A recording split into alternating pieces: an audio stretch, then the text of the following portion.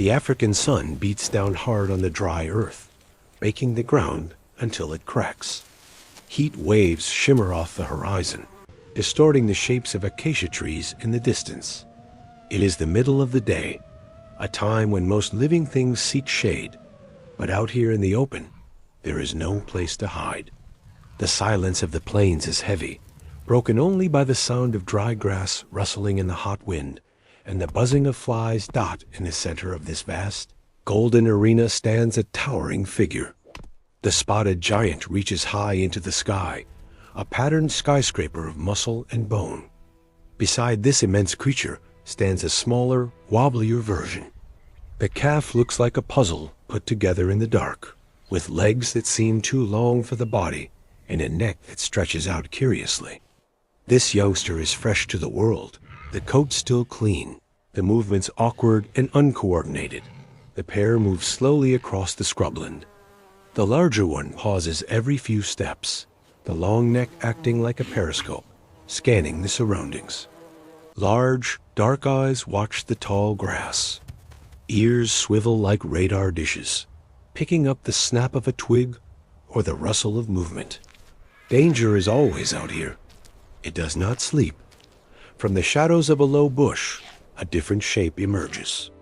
It is low to the ground, with a sloping back and a coat that looks rough and dusty. The predator trots out into the sunlight. It does not move with the grace of a big cat, but with a loping, confident shuffle. This is a scavenger, an opportunist, a creature that looks for weakness and exploits it without mercy. The jaw is heavy, built for crushing bone, and the eyes are fixed on the smaller of the two giants. The predator stops. It sniffs the air. The scent of the young one is strong. It smells like easy prey. The distance between them begins to close. The hunter does not run.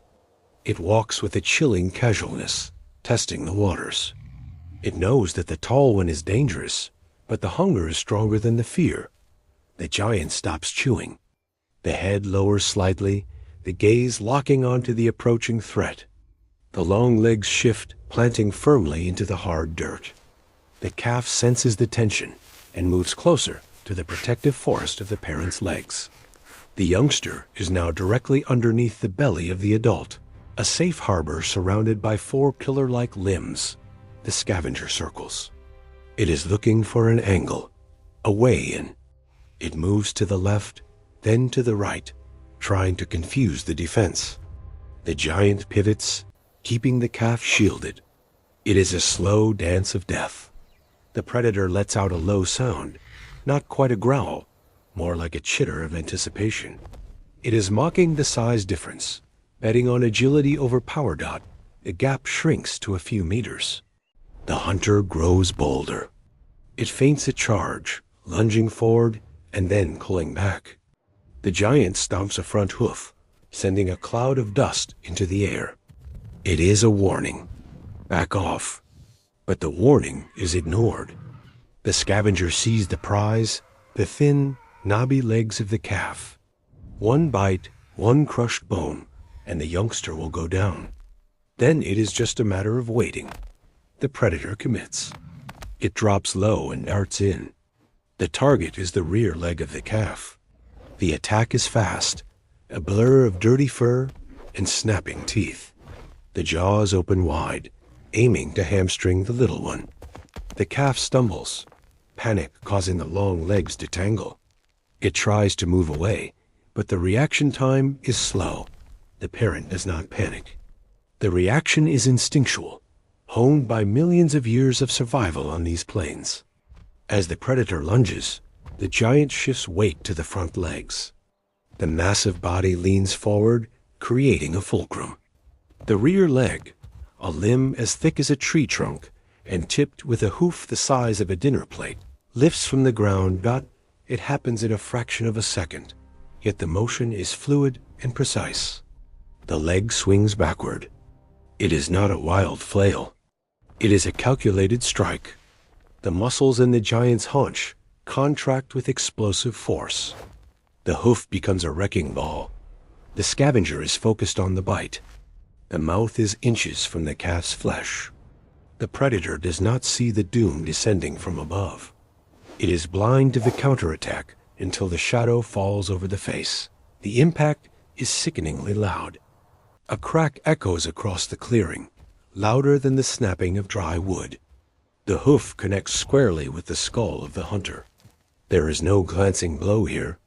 It is a direct hit, delivering thousands of pounds of force into a target the size of a grapefruit.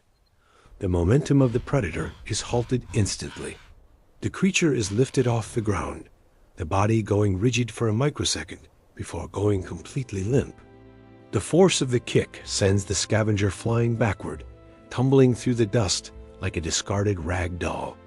It lands in a heap, motionless. The dust swirls around the fallen form. The giant brings the leg back down, planting the hoof firmly on the earth again. The posture remains alert. The ears are still pinned back.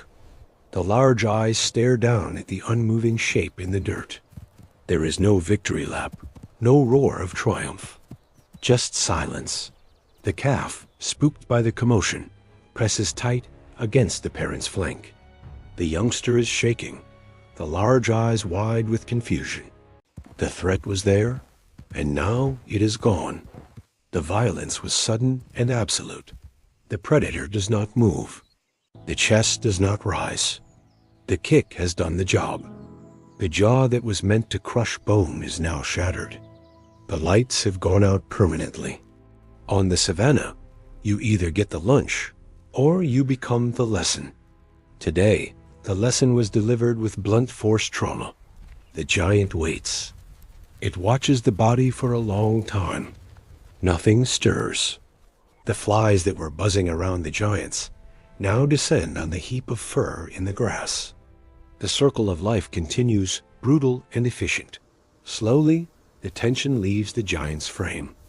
The muscles relax. The ears swivel forward again. The parent nudges the calf gently with a velvet nose. It is time to move on. The waterhole is still miles away, and standing still is not an option. The pair begins to walk again. The towering silhouette cuts against the bright sky. The calf stumbles a little, then finds a rhythm, falling into step beside the protector. They leave the scene behind without looking back. The wind picks up, blowing dust over the body of the failed hunter. In an hour, the vultures will arrive. By sunset, there will be nothing left but bones. The savannah does not mourn the losers. It simply recycles them. The heat continues to shimmer. The grass continues to rustle. The world keeps turning. But in this small patch of dirt, the hierarchy was clear. Size matters, but the will to protect is the ultimate weapon. The giant walks on, a quiet guardian in a land of teeth and claws. The day goes on. The survival game continues. Level passed.